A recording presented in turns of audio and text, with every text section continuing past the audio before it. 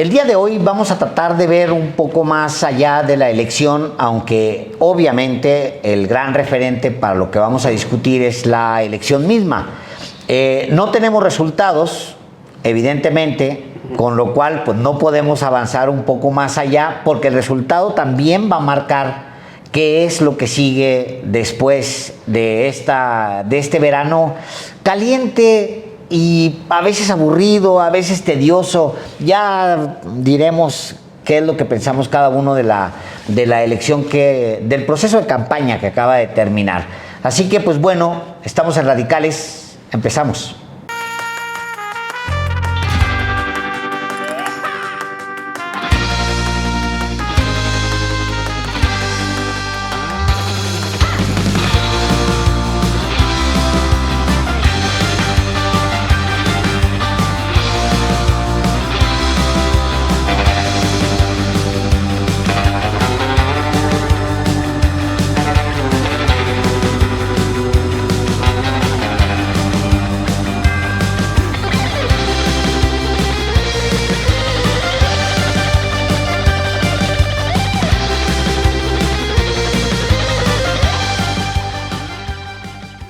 El próximo lunes tendremos una edición especial de Radicales, el lunes 3, ya con datos en la mano, pero mientras vamos a empezar este día con el análisis de la elección y también de lo que viene.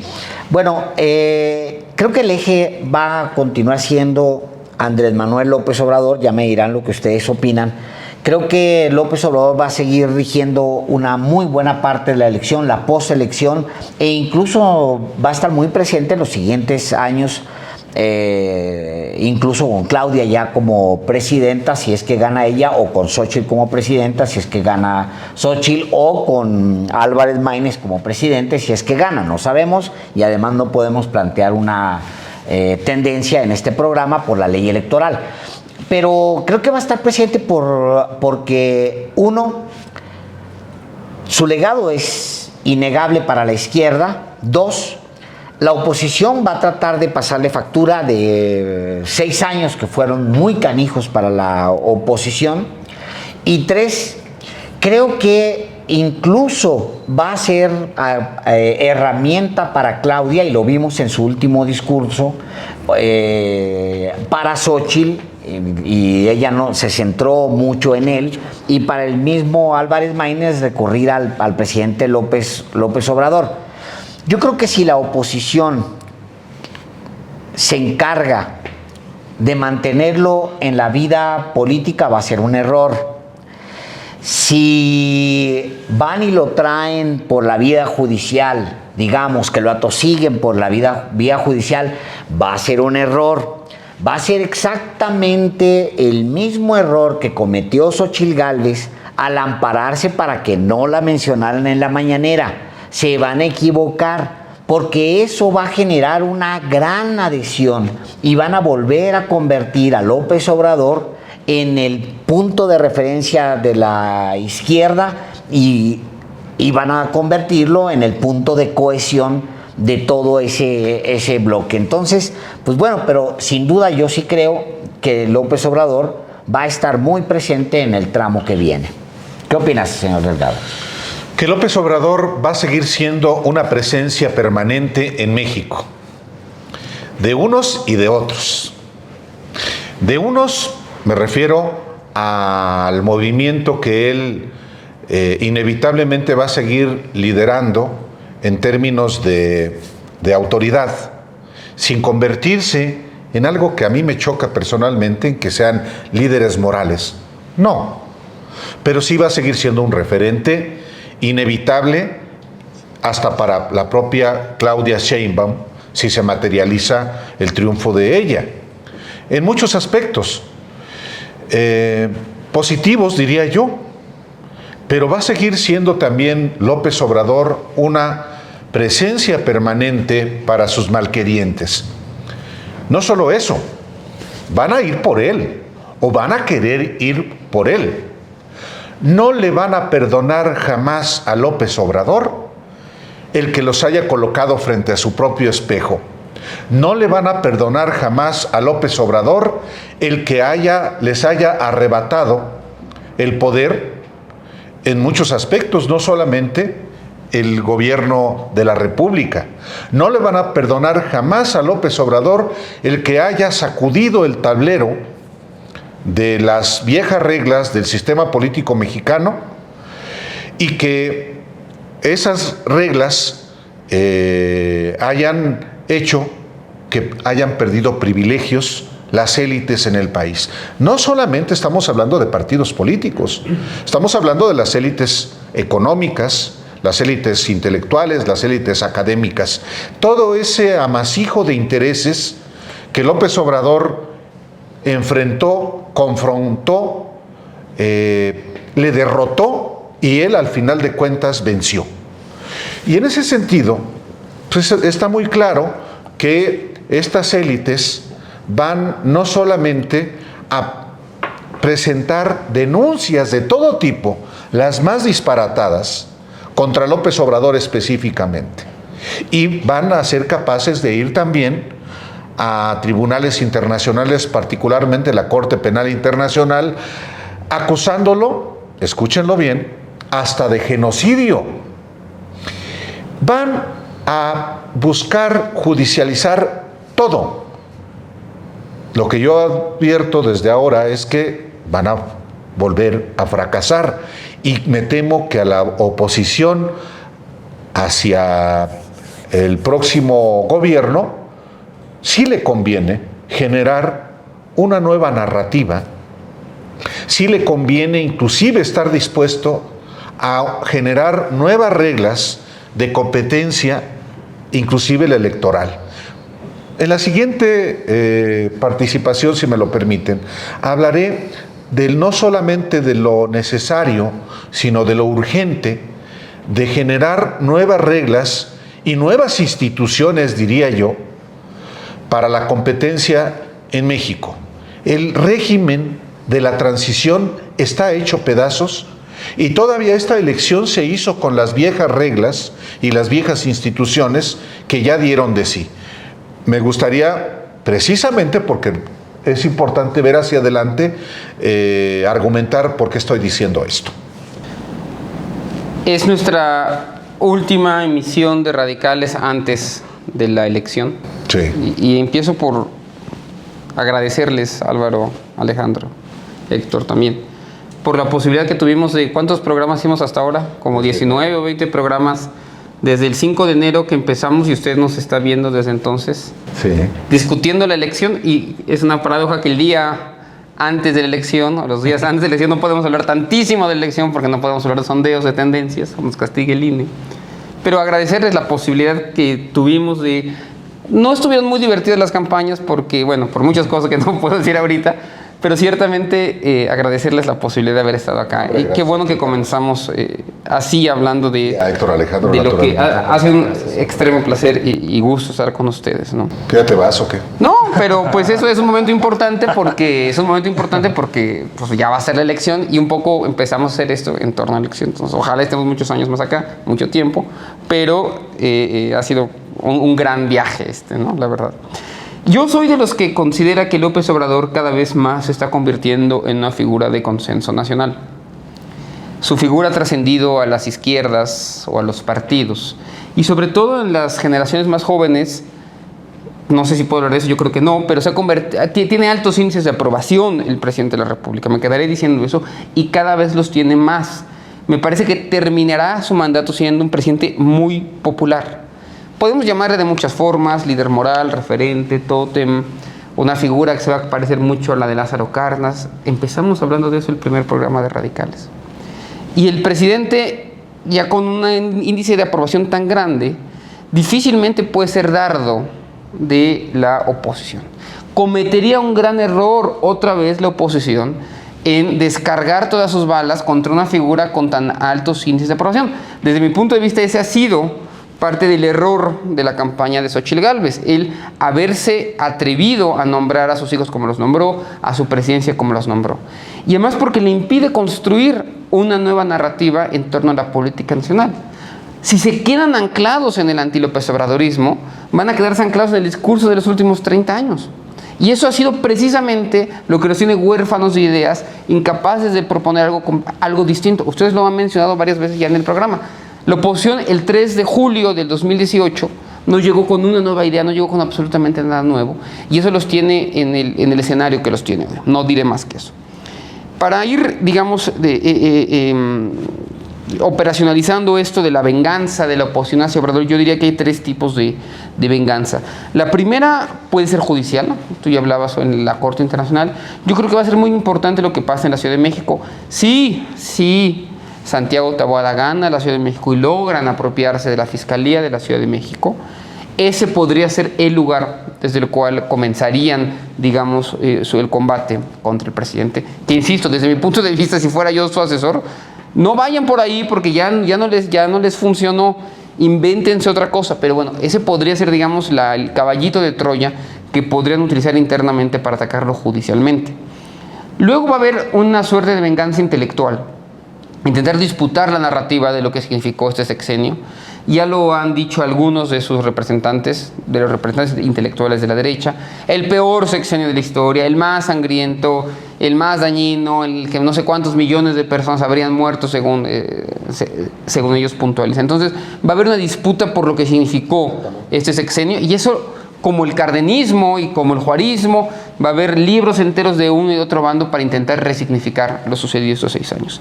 Y luego va a haber una venganza partidista, que desde mi punto de vista va a ser la marea rosa, ¿no? Que va a ser cómo se va a reconfigurar la oposición en torno a un partido político que se entendería frente al López Obradorismo. Es decir, digamos, su programa sería el antagonista a lo que habría significado el gobierno de López Obrador. Entonces yo veo esas 3 venganzas: la judicial, la narrativa y luego la más partidista. E insisto, termino con esto, ojalá no cometan el error que ya cometieron 6 años de cargar los dados contra una figura que cada vez más se parece a un referente moral, o pongámosle el nombre que ustedes quieran, pero que la mayor parte de la población aprueba. La verdad es que es un muy mal tiro al blanco, ¿no? Habría que buscar otras formas de consolidarse. De acuerdo, y yo añadiría, cargar los dados que han hecho, así como lo han hecho en los últimos 30 años, pero con una distinción. Es muy legítimo criticar a las figuras que ideológicamente discrepan de ti. Eso es parte de la democracia. López Obrador, por ejemplo, podríamos decir que ha cargado el discurso contra la mafia del poder, contra Fox, pero contra Calderón, contra Peña, etcétera. Pero aquí la distinción es... Contra Peña no, O bueno, ya como presidente, y después desde antes sí había un matiz muy distinto al de Fox y Calderón, es verdad. Pero yo lo que voy es cargar estos dados, como se ha dicho aquí, pero con un relato que es no solamente distorsionado, sino ajeno a la realidad. Si la oposición hubiera cargado los dados contra López Obrador con aspectos criticables y con un sustento más sólido y con un proyecto claro, probablemente no estarían en el estadio en el que están. Pero bueno, ese es otro tema. Yo quiero poner en la discusión lo siguiente.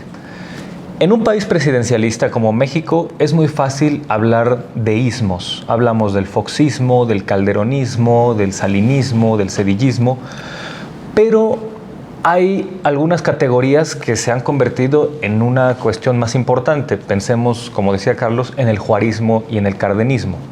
¿Qué es lo que hace diferente a estos vocablos?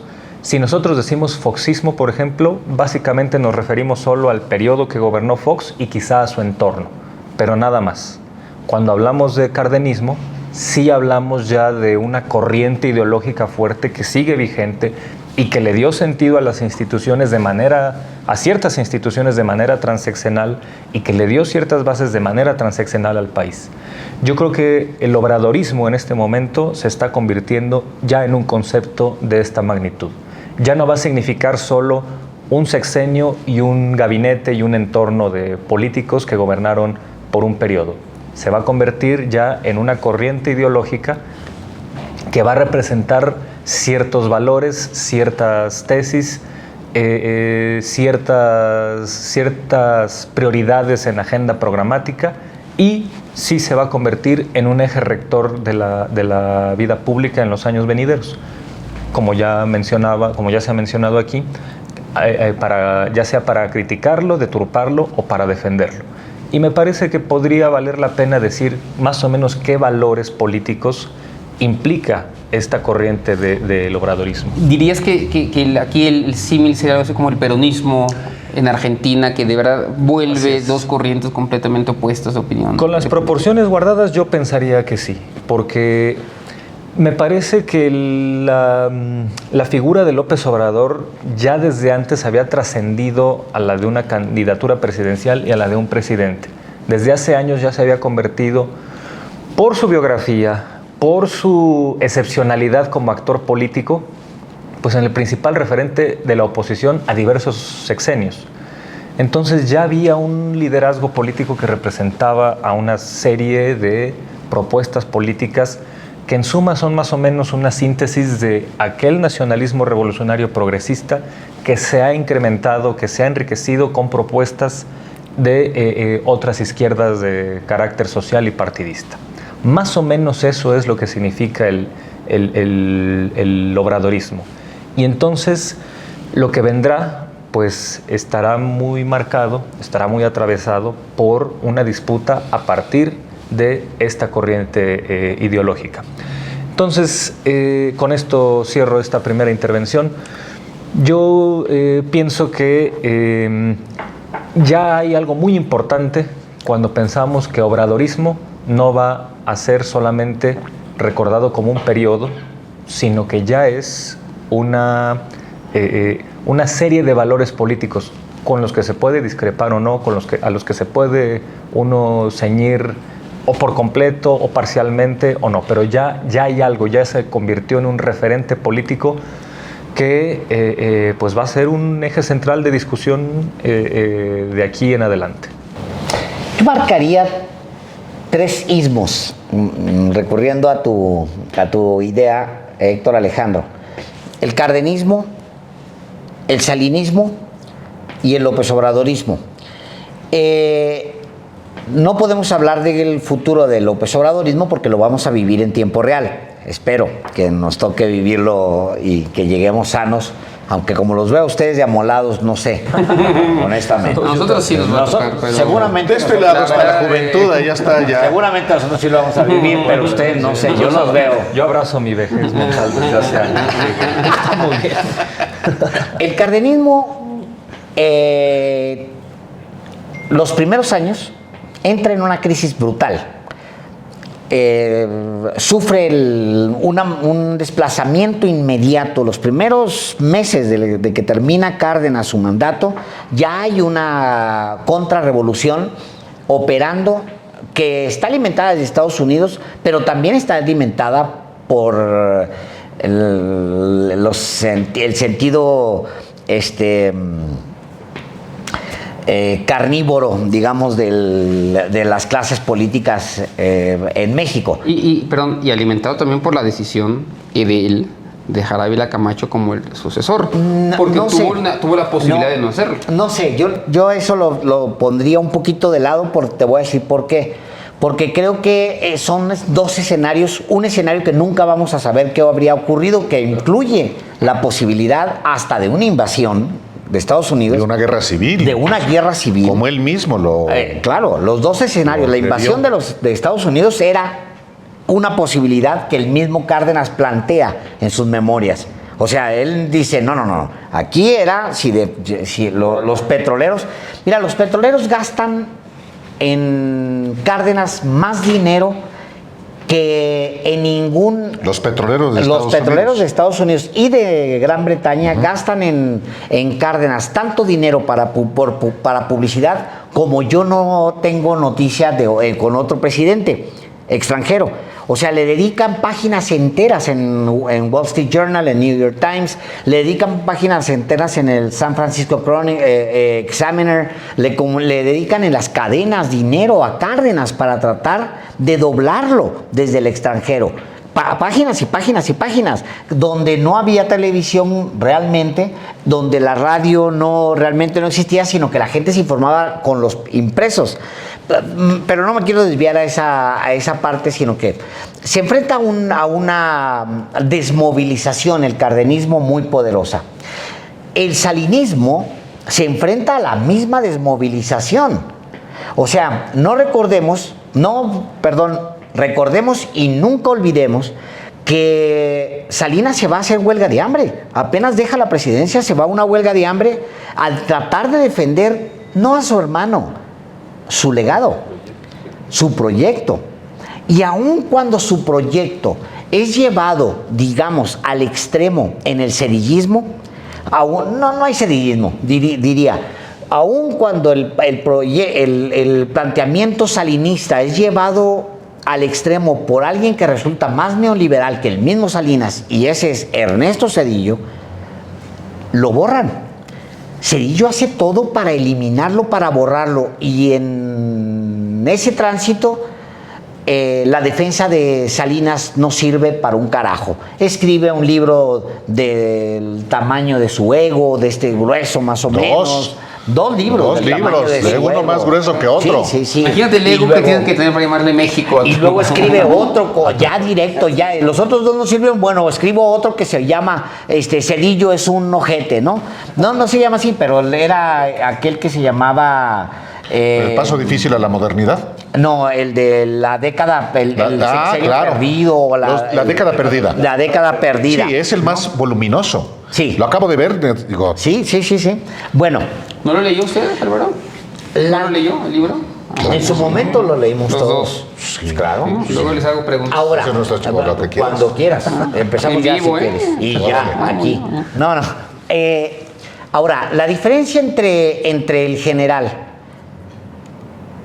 Salinas y López Obrador es grande. Porque primero Salinas se retira con muy mala fama.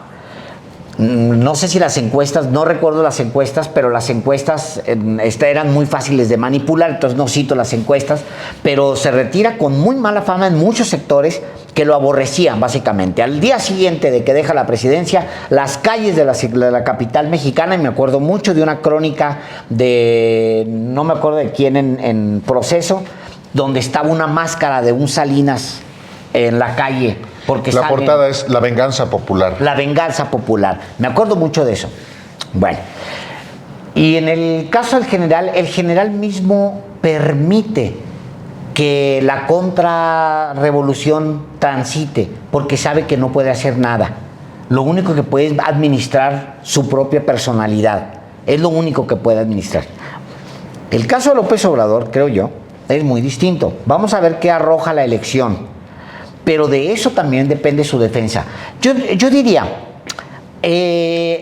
sobre la venganza, yo creo que va a ser muy distinta la venganza que van a tener los intelectuales y los académicos.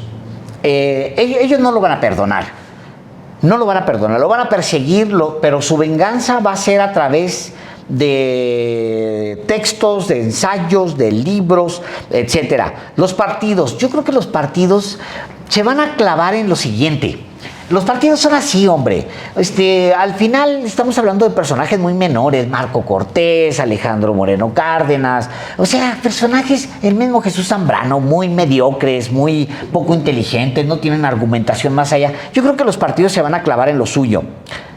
Los empresarios, hay un núcleo que va a financiar la desmovilización del López Obradorismo. Ese lo va a pagar la desmovilización y no le van a perdonar absolutamente nada. Y empiezo por Claudio X González y anoto en esa lista inmediatamente después, o a lo mejor es el primero, Ricardo Salinas Pliego, porque debe 63,000 millones al fisco que muy difícilmente se le van a perdonar. En los periodistas y los medios, miren, es mi gremio. Puedo decir lo siguiente, son profundamente corruptos. Entonces van a buscar a ver a quién más van a centaviar, salvo algunos más que andan por ahí, que lo tienen personal con López Obrador y López Obrador las tiene personal con ellos. Y los medios yo creo que van a tratar de cubrirlo del día. Expresidentes, bueno, es un tiro cantado. No es de hoy, no es de ayer, va a seguir siendo a futuro, pero la edad cansa esos pleitos al final. Y finalmente diría, los núcleos de la sociedad civil claudista, pues, ¿no?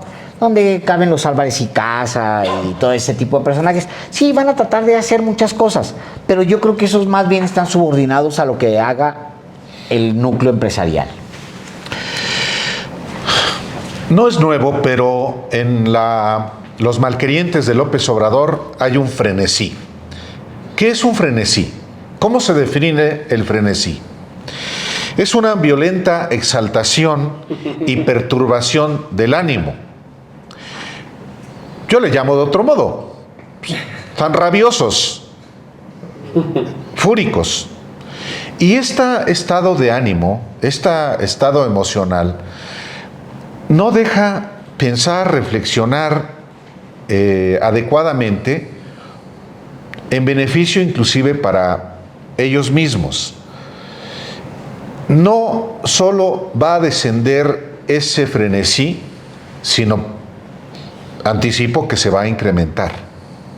De ciertos sectores que sí tengo la convicción de que van a querer tener un ajuste de cuentas contra el presidente Andrés Manuel López Obrador, y una de las formas es efectivamente judicializar, llevar el caso ante tribunales, y otra en efecto que ya está en curso es esa narrativa de que fue un sexenio que destruyó al país. No les importa la verdad, pues esa es la característica, que son puras mentiras o medias verdades o medias mentiras. Pero sí construir, digamos que la narrativa, porque tienen que justificar la actuación que hicieron, por ejemplo, los ámbitos académicos e intelectuales. Sí. No van a admitir jamás su fracaso. Y en términos de esa narrativa, como historiadores muchos que son, es decir, la historia la hacen los vencidos. No, tenemos que hacerla nosotros, que somos los hegemónicos. Y en ese sentido, el procesar judicialmente las impugnaciones a este gobierno, al gobierno de López Obrador, a las decisiones de las que él inclusive de manera personal se hizo cargo, como la liberación de Ovidio Guzmán, pues las van a dejar para la historia, porque hay una disputa por la nación, pero también hay una disputa por la historia. ¿Cómo va a ser juzgado cada cual? ¿Cómo va a ser juzgado en el tiempo, en la historia, el gobierno de Andrés Manuel López Obrador, y cómo van a ser juzgados sus opositores? Para mí es fascinante que además, como bien lo dice Alejandro, estemos viviendo también en tiempo real el López Obradorismo, o el obradorismo, como se le puede llamar también, en lo inmediato y en lo mediato. Vuelvo, yo creo que va a ser para mi siguiente intervención, al tema de lo que también pienso que debemos pensar para el país hacia adelante, en términos de un auténtico cambio de régimen. Un cambio de régimen implica el cambio de reglas en términos legales y en términos institucionales. Y todavía esta elección, la del 2024, se ha hecho con las instituciones y con las reglas del PRIAN.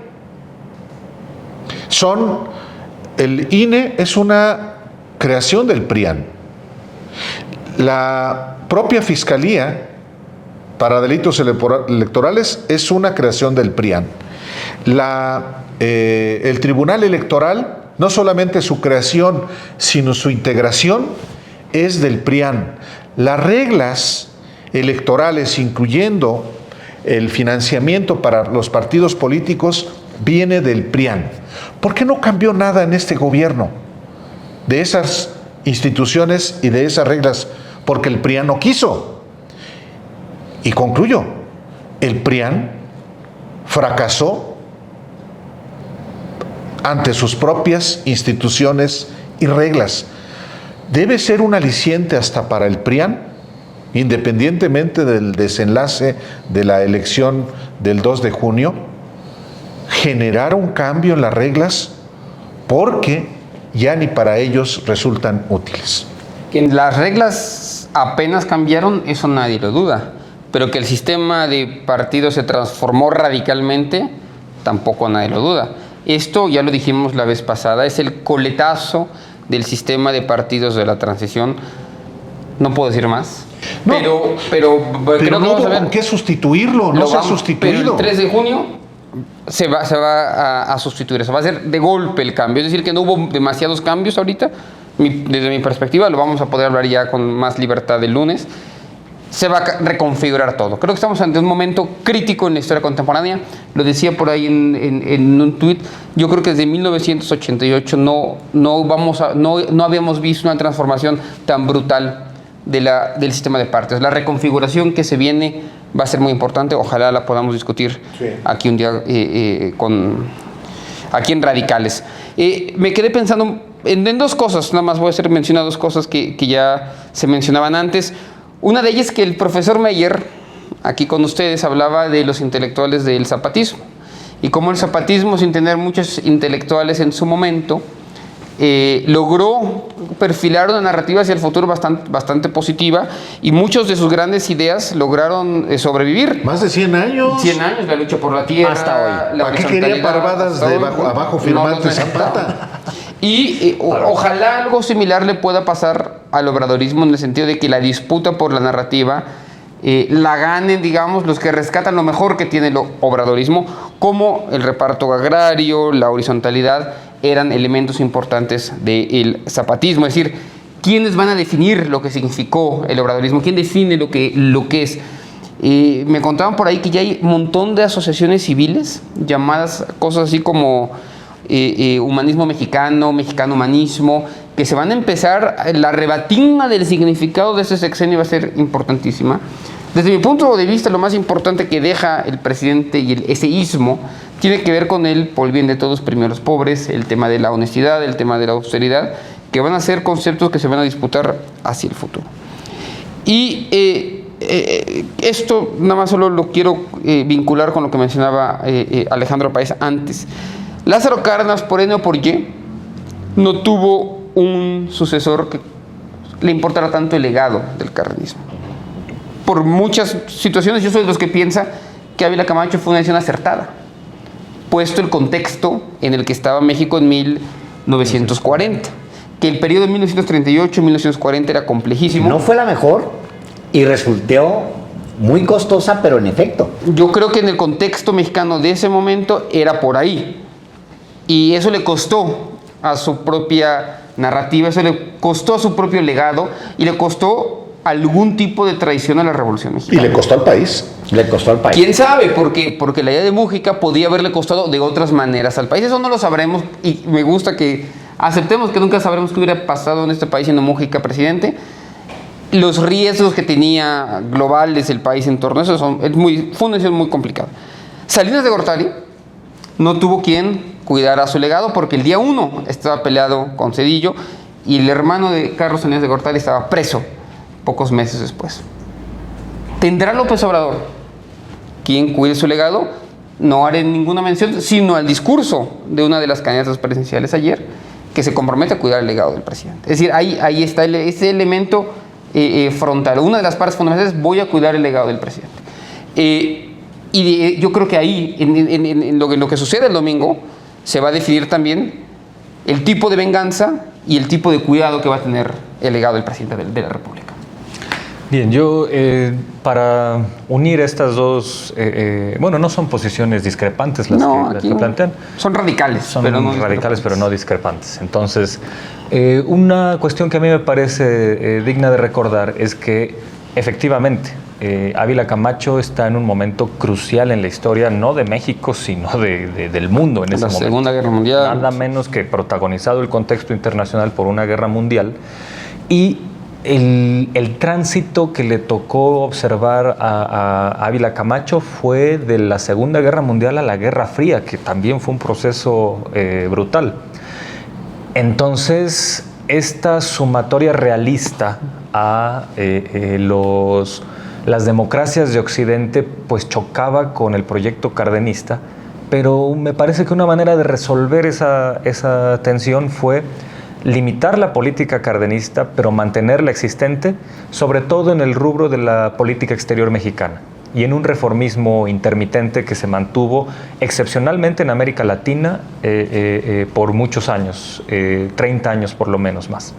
Porque el proyecto que los presidentes posteriores a Cárdenas hicieron, a pesar de que ya estaban sumados a las democracias de Occidente, a pesar de que eran anticomunistas discretos, como los llama Lorenzo Meyer, etcétera, de todos modos sí tenían muy claro que había un proyecto nacional revolucionario que había que mantener en la política social.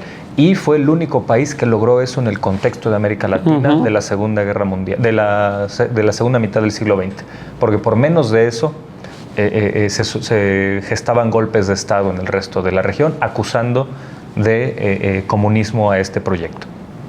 A eso iba yo. A pesar de este proyecto matizado, pero con cierta vocación social que mantuvo este gobierno posrevolucionario en la segunda mitad del siglo XX, el cardenismo sí se mantuvo como un referente negativo para las derechas en México. Hasta la fecha. Hasta la fecha. Y con ese antecedente, a mí me gustaría pensar qué puede pasar con el obradorismo a partir de ese momento y las derechas. Yo aquí voy a decir algo que va a sonar provocador, pero no lo es. Yo creo que el antiobradorismo está todavía a la espera de sus intelectuales, porque no los hay. Los abajofirmantes lo que han hecho es hacer disyuntivas disparatadas, análisis carentes de solvencia y una serie de consignas muy simplistas para justificar dos cosas. Uno, la articulación de PRI, PAN, PRD como una coalición y tratar de hacer creer que Xóchitl Gálvez en esta coalición representa cierta, no solo democracia liberal, sino cierto progresismo. En eso se ha ido su discurso en los últimos meses, lo cual es falaz en todo aspecto, empezando por el hecho de que tienen un diagnóstico incorrecto de raíz, que es asumir nosotros somos la democracia liberal y López Obradorismo es el autoritarismo. Esta disyuntiva que no se sustenta bajo ningún elemento, si ese es tu punto de partida, el análisis que hagas va a ser incorrecto. Hay desde luego muchas cosas que se pueden encontrar en el obradorismo que son dignas de crítica y que son indeseables en el discurso político, pero no encontramos nada que sea una cuestión que nos lleve al autoritarismo. Lo que están acusando como autoritarismo son cosas que todos los partidos políticos del mundo hacen, que es tratar de ganar elecciones lo más que se pueda y la mayor cantidad de espacios que se pueda. Podemos ahí nosotros criticar, bueno, algunos candidatos que usan las prácticas claro. son cuestionables, son indeseables porque atentan contra el propio discurso de ese movimiento, pero no porque atenten contra la estructura democrática en sí, que estén diciendo aquí vamos a meter a la cárcel a los opositores para así ganar nosotros, o aquí vamos a invertir dinero público ilegal para que así no tenga oportunidad de ganar la oposición. Eso no está pasando. Y pongo estos dos ejemplos precisos porque en sexenios pasados, muy recientes, esto sí se hacía. Y los que lo hacían hoy aparecen firmando desplegados. Entonces, el antiobradorismo, si vamos a asumir que obradorismo ya es una corriente política, como mencionaba en mi intervención pasada, debe haber un antiobradorismo. Y ese antiobradorismo está buscando todavía a sus intelectuales que con mayor rigor, con un punto de partida más realista, hagan una crítica que ya nosotros podremos escuchar y decir si es equivocada o no, pero con mayores elementos de sensatez. A la oposición actual mexicana le faltó eso este sexenio y por eso considero que no antiobradorismo, vamos a llamar la crítica fundamentada al obradorismo como corriente ideológica está apenas buscando a sus intelectuales, porque los que hay ahorita, que la teoría del Mesías tropical de Krause, que la teoría absurda de la deriva autoritaria de Roger Bartra y Francisco Valdés, todo esto son puntos de partida absolutamente equivocados. Quien los tome necesariamente va a equivocarse, entonces pues vamos a ver si este hueco se llena con algún grupo de intelectuales que con más honestidad y menos estridencia hagan otro tipo de análisis. ¿Cuáles son las condiciones que permiten desmovilizar al cardenismo y cuáles son las condiciones que a su vez permiten desmovilizar al salinismo? Yo creo que a partir de ahí es posible analizar por dónde podría pues ese anti-López Obradorismo al que te refieres, Héctor Alejandro, operar. En ambos casos, la desmovilización de estos dos sismos anteriores están relacionados con una presidencia adversa. Manuel Ávila Camacho nunca lo habría reconocido, pero en los hechos él emprende el regreso, digamos, de México o el tránsito de México hacia su derechización, y no lo emprende nada más por una decisión de yo voy a ser anticardenista, no, sino que empieza con muchas prácticas. La habilidad del momento le permite a Ávila Camacho y a los siguientes presidentes utilizar lo que deja Cárdenas a su favor, a la vez de que desmonta los fundamentos del cardenismo a pasos agigantados. Por ejemplo, se detiene el reparto de tierra, punto. Desde la Revolución de 1910 no hubo un reparto agrario tan importante como el que encabeza el general Cárdenas. No, déjense ustedes que si no lo hizo Madero, evidentemente, era un derechoso, Madero al final. No lo hizo también Venustiano Carranza, tampoco Venustiano Carranza, era otra versión de la derecha, Venustiano Carranza, de hecho todavía más conservador y más rancia que el mismo maderismo. Y los siguientes presidentes estaban muy entretenidos en gobernar, en controlar a las tribus que estaban sueltas y que andaban armadas. Cuando llega el general sí logra hacer un gran cambio porque le da un golpe en la cabeza, agarra Calles, lo manda lejos, Calles se regresa y todavía viene a gritonear y lo agarra y ahora sí lo pone en el extranjero y ya no le permite regresar, ¿no? Pero el otro, Ávila Camacho, no hace eso. De hecho, Cárdenas es su secretario de la Defensa. Es lo que iba a decir, correcto. efectivamente, De es hecho, lo que iba a decir. Convive con el general. Sí, lo nombra secretario de la Defensa. Al tiempo que lo va desmovilizando, Álvaro. Sí, por lo supuesto. tiene aquí y en su cara termina el reparto agrario, pero al mismo tiempo va utilizando él y los siguientes presidentes las técnicas que le había enseñado el general, como cuáles. Uno, importantísimo, la utilización del movimiento obrero. Claro, y el momento campesino. Claro. Y luego el movimiento campesino. Sí. ¿Para qué? Bueno, lo más importante, para aplicarle políticas preneoliberales. Ustedes recuerden que es justamente en los años 50 cuando se deja venir una gran devaluación y luego empiezan los asomos desde el exterior a decirle a México, bueno, yo que tú haría esto, de todas maneras no te va a prestar si no lo haces, pero yo que tú lo haría. Se funda el ITAM en 1946. Empieza, claro. No, empieza. Digo, al mismo tiempo, Álvaro, en 1952 asesinan en Morelos a Rubén Jaramillo. O sea, ya hay una pulsión de 62. Derecha y 62 y ya hay una pulsión hacia la ultraderecha. La rebelión enriquista, ¿no? Todavía más falta. Bueno, antes todo el enriquismo, que el enriquismo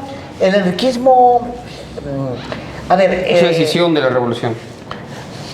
Mira, No nos desviemos. sí, pero es interesante el punto. Al final del el enriquismo el enriquismo no se desnuda. Tú acuérdate que hay un momento en el que levanta la mano Enríquez y dice, oigan, yo sé quiénes son los comunistas, y yo los puedo denunciar. Frente a la presión de Estados Unidos en el macartismo, levanta la mano Enríquez y dice, oigan, y el general dice, oigan, no levante usted la mano para denunciar a los comunistas y aquí estamos. No la chingue. Por eso nunca le da su apoyo el general. Pues sí. Nunca se lo da. Exactamente. Aunque Mujica sí se lo da. De hecho, le entrega su propio partido. Ni modo, son errores de la historia. Bueno, me regreso al planteamiento original, que es cómo desmovilizar al López Obradorismo. La primera condición que vemos en los dos otros sismos que mencionamos, salinismo y cardenismo, es desmovilizarlo a partir de la presidencia. Efectivamente. En un país ¿No? presidencialista. En un país presidencialista necesitas que la presidencia tenga la voluntad de hacerlo. Si gana Xochitl Gálvez, es evidente que lo va a hacer. O sea, igual si gana Álvarez Maínez. Pero si gana Claudia Sheinbaum, ya lo dijo, va a ser el eje. Entonces, hay enormes posibilidades de que el López Obradorismo subsista más allá de los primeros 6 años. Porque si gana Claudia Sheinbaum, yo no digo que va a ganar ni mucho menos para términos electorales, digamos, de la ley electoral, pero si gana, hay posibilidades de que el López Obradorismo tenga no 6 años como tuvieron el salinismo y el cardenismo, sino 12. Pero antes, perdón Álvaro, el salinismo pervive, la política económica pervive, la política pervive, es decir, Salinas como Gortari se vuelve irrelevante como personaje tal vez, pero la política económica de Salinas... Ese es el quid del asunto, Carlos, precisamente. Ese es el gran tema en la discusión. Porque se basan los dos, Salinas y López Obrador, ¿se basan en qué? Para mantenerse vigentes. Uno, los 10 hombres más poderosos de México hoy, económicamente, vienen del salinismo. Sí. Y la mayoría de ellos está muy bien con el obradorismo hoy. No, bueno, son Les ha ido muy bien. Son empresarios, Hay son que decir, capitalistas. son- Se pueden Eso colar. no se ha terminado de desmontar. Son oligarcas. No, ni se va a desmontar. Esa se va a élite, desmontar. no, A ver, eso decíamos antes. ya no se desmontó. Ojalá la nueva clase intelectual, la clase académica, ha habido cosas que se han ido desmontando. La clase empresarial no se ha desmontado todavía. La clase oligárquica. Esos 10. Los 10 Los 10. del salinismo. A ver, ¿quiénes son? Carlos Slim, Es la lista de Ricardo los más Salinas ricos. Pliegos, Balleres, Larrea, o sea, A ver, la pero- misma Aramburu Zavala viene de los capitales de A ver, Televisa. pero el asunto, de Modelo. el asunto es cómo lo desmontas. Le quitas las concesiones del Estado que tienen no solamente Ricardo Salinas Pliego, Larrea tiene concesiones mineras. Todos los oligarcas en México tienen concesiones del Estado. Sí, yo creo que es importante hacer un programa nada más para sobre la eso. oligarquía. Pero yo propongo lo Te siguiente. doy un dato nada más. Nomás un dato. El Águila es liquidada, la compañía petrolera El Águila es liquidada en 1962. 1962 la liquidan, Con le pagan. López Mateos. ¿Cuándo empieza realmente los intereses de Pearson, el dueño del Águila, en México? En 1880. O sea, sobrevive 70 años. 70 años los intereses de Pearson en México. Cierro ese paréntesis, perdóname, señor delegado. Finalmente, lo que es importante cuando discutimos el presente, tener referencias en el pasado y también, por supuesto, para hacer un examen de prospectiva, que es parte de lo que estamos también discutiendo el día de hoy.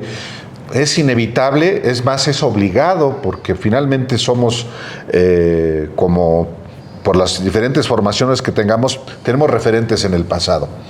Concluyo yo lo que creo que será mi última participación. 12 minutos. Bueno, 10 minutos. Tenemos bastante. Dale, Pero dale, lo que no digo concluyas. lo que digo es, a ver, yo pienso que a partir de la elección del 2 de junio se debe edificar una continuación que sí será del López Obradorismo, ya con un nuevo periodo, lo puedo decir de esta manera sin, creo, incurrir en una falta legal.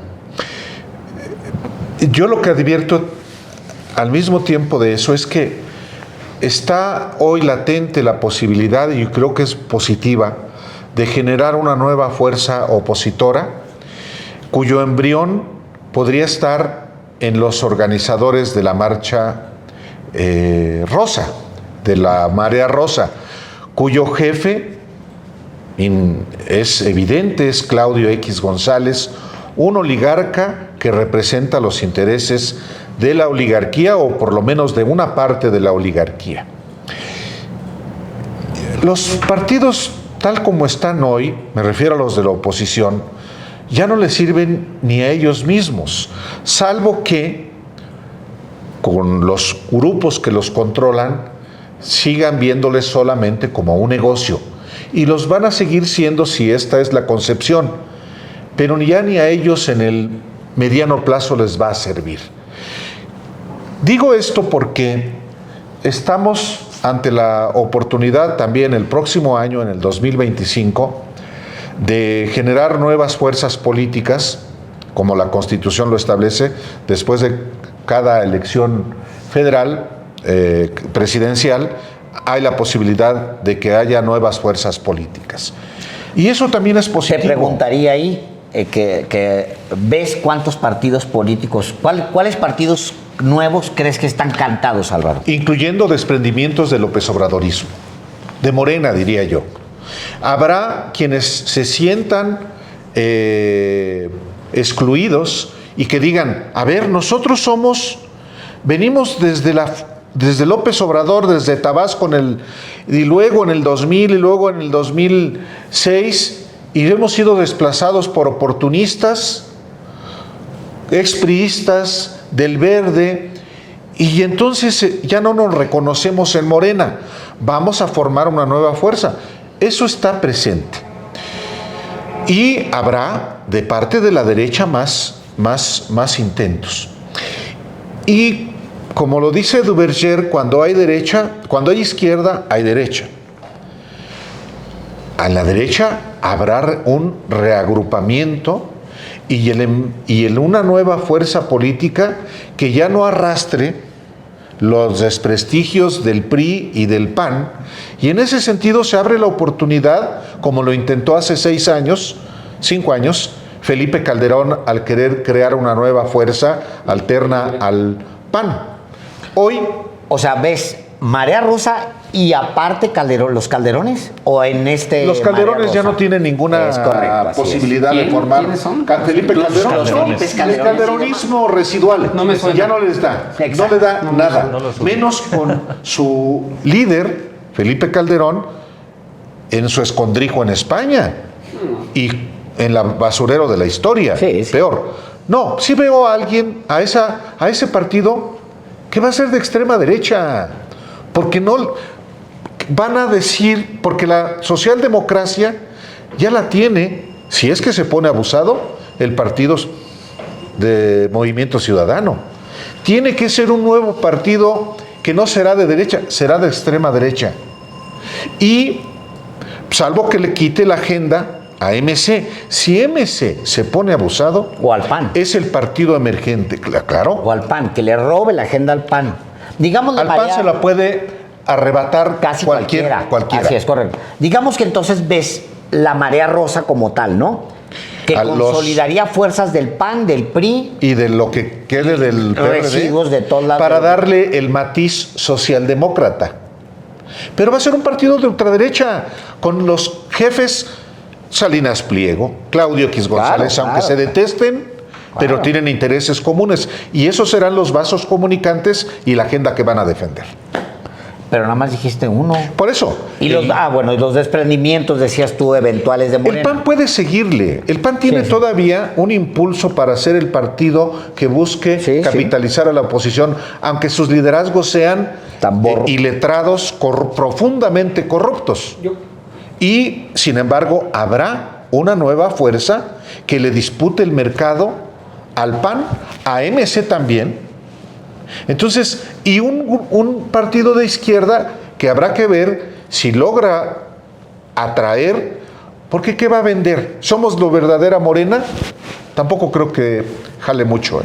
Eso lo vamos a poder discutir ya así con los pelos en la burra el lunes en nuestro programa especial de Radicales, porque vamos a tener los resultados. Yo creo que esto del PAN, por ejemplo, va a depender mucho de qué gobernaturas ganan, si ganan alguna, de qué municipios ganen, si ganan alguno, de su composición, etcétera, ¿no? El futuro del PRI lo vamos a ver ahí mismo el lunes. Entonces, yo creo que todos estos escenarios son posibles, sobre todo de cómo la derecha va, si va con un partido, va con dos, va con tres partidos. El lunes yo creo que vamos a tener todos los números para discutir eso.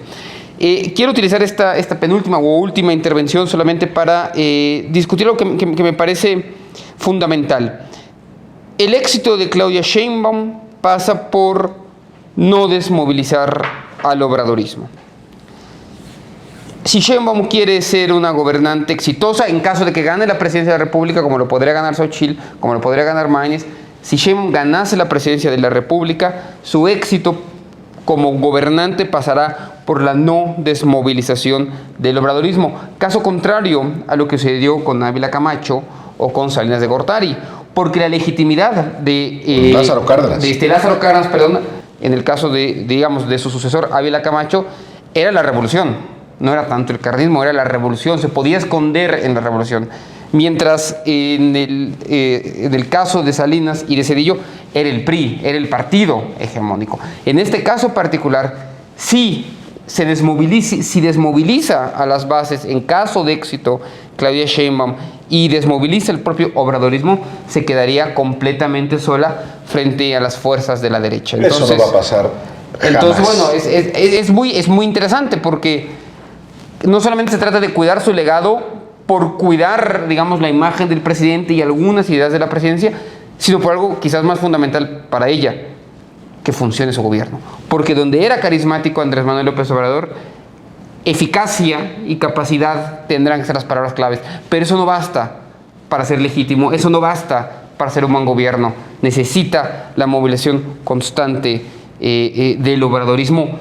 Y cierro con un comentario. Es impresionante, realmente impresionante, que una figura pública, la figura pública de los últimos 24 años en nuestro país, cuando menos, vaya a seguirlo siendo 6 años más, aunque esté ahí en un rancho a 45 grados centígrados en Palenque, Chiapas. Yo creo que eso es algo impresionante, y ojalá los críticos del obradorismo y también los obradoristas con menos pasión logren saber qué pasó en este sexenio. Me parece con menos frenesí. Con menos frenesí, como diría la verdad. Rabia, creo que tengamos la capacidad de saber qué diablos pasó estos últimos 6 años, y que mucho va a depender de quien gane las elecciones el próximo domingo. Bueno, creo que ahí hay una paradoja. Creo que los partidarios del obradorismo han sabido hacer mejores análisis, a pesar de sus simpatías, sobre el fenómeno, el proceso histórico que se está viviendo, que los detractores. Por eso insisto en que la crítica al obradorismo está todavía en búsqueda de sus intelectuales. Y yo con este comentario cierro mi participación.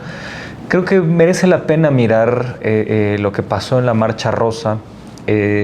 Hace poco el historiador Ariel Rodríguez Curi, en una entrevista con Jesús Escobar, planteaba que hay que ponerle atención a este fenómeno, porque aunque tengan una serie de consignas en apariencia democráticas, pues puede ser eso pues el germen de algo indeseable, ¿no? De algún movimiento de extrema derecha, porque él plantea que cuando estas cosas ocurren no surgen desde dentro de algún partido político o desde dentro de algún régimen, sino que es algo externo que se aprovecha de algo interno para hacer crecer estas fuerzas de extrema derecha. Entonces, a mí me parece muy preocupante, por ejemplo, algunas consignas xenofóbicas y antijudías, por ejemplo, que se dieron en estos días. Y cualquiera podría pensar, bueno, pues son simples exabruptos de algún tontito que lo hace a título personal en alguna barda perdida en la Ciudad de México.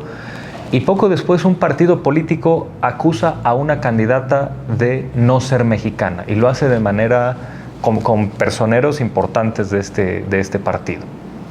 Entonces, esto que parecería un exabrupto anecdótico no lo es tanto. En realidad hay vasos ideológicos comunicantes entre esta manera tan sectaria y violenta de pensar que está en algunos partidos políticos y que puede estar también en esta movilización de la Marea Rosa, a juzgar por sus consignas, algunas de ellas muy violentas, algunas de ellas inadmisibles en democracia. Y yo creo que tarde o temprano estos intelectuales que firmaron la semana pasada este desplegado, del cual ya hemos hablado, tienen que hacerse cargo de sus compañeros de ruta. Tienen que hacerse cargo de haber dado aliento al huevo de la serpiente, porque mucho del discurso intransigente, antidemocrático, violento de estos grupúsculos no es muy diferente al de estos ideólogos o personajillos que salen en medios diciendo o votas por Perengana o eres un hijo de puta, ¿no? Como lo dijo Macario Schettino. Macario Schettino. Sí, ¿no? Sí, ¿no? Y no es la primera vez que dijo eso. Dijo alguna vez que la pobreza estaba en los genes. Esa es una postura que le firma cualquier militante del trumpismo o de la eugenesia del siglo XIX. Entonces, muy lejanos, estos señores no están de estos compañeros de ruta tan indeseables y tan ajenos a la democracia, y hay que ponerles atención porque son un daño en potencia. Un peligro siempre van a ser. La extrema derecha, aunque sea pequeña, es una amenaza. Siempre.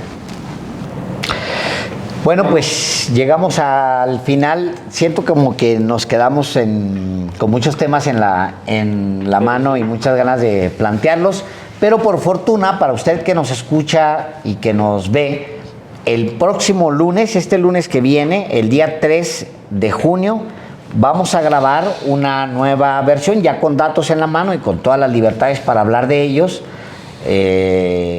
Y lo vamos a transmitir por la noche, el mismo lunes a las 10 de la noche, una versión especial, una edición especial de Radicales. Héctor, Alejandro, Carlos. Vayan a votar, eso sí podemos decir que la gente vote. Claro. Voten como quieran, pero voten. El domingo salgan. El domingo estamos muy emocionados. Bueno, nosotros pues somos más jóvenes, como el mundial. Ellos ya Sí, no. ya son- Ellos han vivido desde la de es. Lázaro Cárdenas, ¿no? El señor, eso sí, ¿eh? Sí. Les tocó votar Le tocó votar por Ávila Camacho. Bueno, yo debo decir, a mí sí me tocó votar. Yo voté la primera vez en el 83. ¿Y por qué en el votó? 80 ¿Sí puede decir por qué votó? El voto 85. censitario 85. Yo todavía. siempre he votado izquierda. Ah, sí. Fíjese que no lo vinculo con la izquierda, Álvaro Delgado. Pues no me conoce, ¿verdad? Bueno, mi primera elección fue en 2006, ya tiene... ¿Y usted? 2006. Sí. No, pues, Yo la primera vez que voté, 88. En 88. Bueno, 88. Y es la primera elección que cubrí también. Fíjate. Así como va a cubrir esta elección, como van a cubrir esta elección. El domingo. ¿Desde qué hora van a Desde estar? las tempranito, desde las Desde 12 las del 12, día. a las 12 del día. empezamos, ¿no, Perla? A las 12 empezamos. Yo voy a estar bebiendo cerveza con Héctor Alejandro desde. No, porque las yo 5 de la tarde. de hace 6 años me la perdí porque tuve que votar desde el extranjero. Y desde 2012 no vivo una elección en México, entonces es es un una privilegio. intensidad. Gane quien gane, iremos al Zócalo. Pues vamos a estar aquí. No se les, ojalá y no se les pasen las copas. Todos quisiéramos estar en su condición. Gracias a todos. Gracias, nos vemos el lunes, vayan a votar. Gracias, Jorge. Las elecciones 2024 en Sin embargo al aire.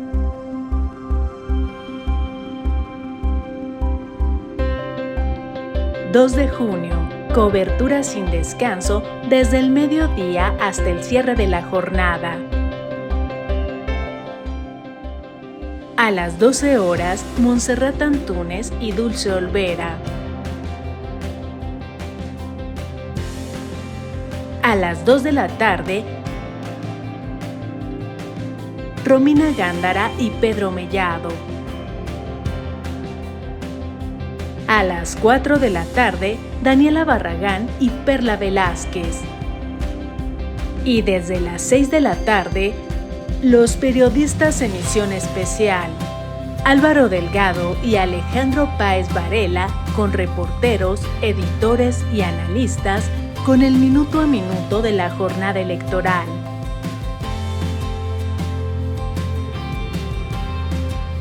...2 de junio... Cobertura sin descanso desde el mediodía hasta el cierre de la jornada. Las elecciones 2024 en Sin embargo al aire.